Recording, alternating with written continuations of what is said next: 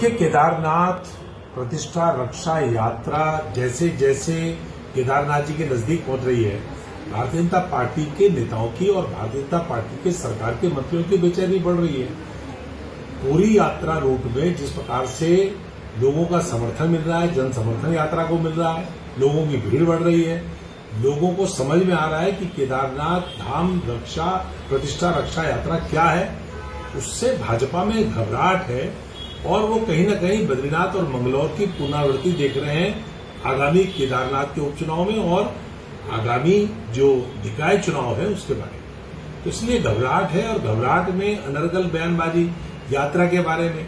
अरे भैया, 228 किलो सोना कहाँ गया ये हम नहीं पूछ रहे, ये पूज्य शंकराचार्य पूछ रहे हैं और पूरा देश पूछ रहा है। 228 किलो सोना चढ़ा करके पूरे केदार धाम को स्वर्णमयी बनाया गया था, ऐसा दावा स्वयं केदारनाथ जी और बद्रीनाथ जी की जो समिति के अध्यक्ष है बीकेटीसी के, उन्होंने दावा किया था। उन्होंने बताया था कि साहब कितने घोड़ों में सोना आ रहा है लद करके, कैसे वो सोना गायब हो गया। इसके बारे में जब पूरा केदारनाथ पूछ रहा है, पूरा देश पूछ रहा है, तो उसका जवाब सरकार को देना चाहिए।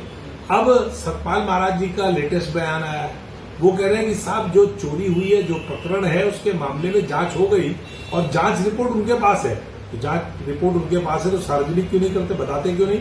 चोरी कैसे हुई, चोरी हुई या नहीं हुई, किसने चोरी करी, ये सारी बातें हैं। मैं समझता हूं केवल कांग्रेस के ऊपर आरोप लगाना, अनर्गल बातें करना, ये भाजपा के नेताओं और मंत्रियों का काम रह गया है। सतपाल महाराज इसकी लेटेस्ट कड़ी में जुड़ गए हैं। अब यात्रा अपने बिल्कुल केदार धाम के द्वार पर खड़ी है और 3 तारीख को हम केदारनाथ जी पहुंच करके उनके चरणों में प्रार्थना करेंगे कि वो सद्बुद्धि दे। जो सोना चोरी हुआ है वो कैसे हुआ और किसने किया, इसका पता पूरे देश को पता लगे। जो वहां पर तमाम सवाल हैं, हम भैरव जी के पास जाकर के भी अर्जी लगाने वाले हैं और इनको सद्बुद्धि मिले, ऐसी प्रार्थना केदारनाथ जी के चरणों में, अपनी देवभूमि के चरणों में और भैरव जी के चरणों में करने वाले।